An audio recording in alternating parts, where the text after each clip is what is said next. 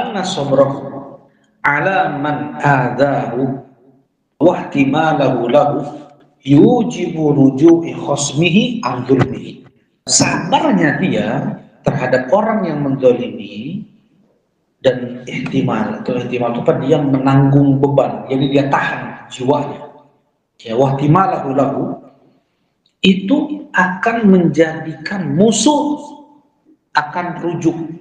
Sabarnya dia itu menjadi sebab musuh akan rujuk, ya, dari kezaliman yang dia lakukan.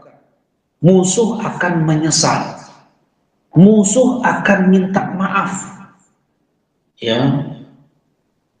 Dan kita diam, kita nggak menuntut orang-orang yang akan membela kita, muwaliyan lahu. Bahkan lebih daripada itu, orang zalim ini karena sabarnya kita, justru bukan hanya sekedar dia rujuk, menyesal, minta maaf, bahkan dia jadi pembela kita.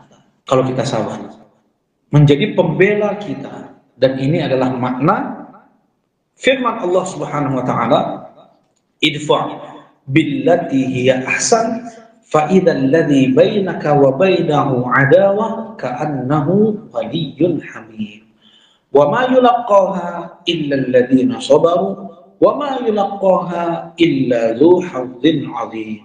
Kata Allah Subhanahu wa taala, balaslah gangguan orang itu dengan yang terbaik yang engkau bisa berikan untuk dia.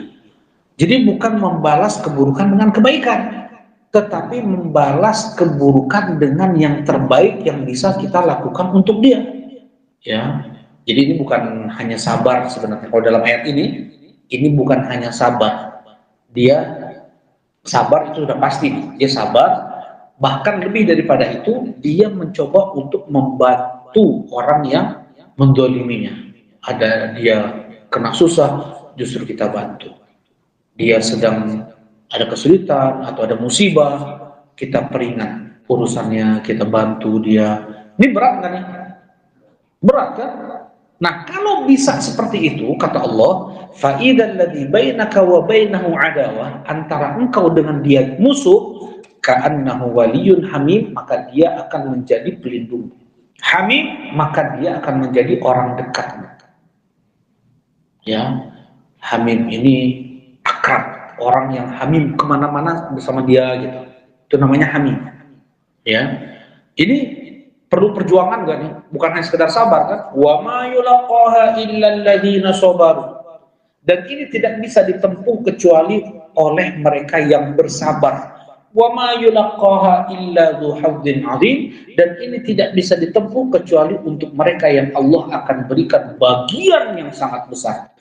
Maksudnya Allah akan berikan pahala yang sangat besar untuk dia. Allah akan siapkan banyak janji-janji, nikmat-nikmat, pahala-pahala untuk yang bisa seperti itu.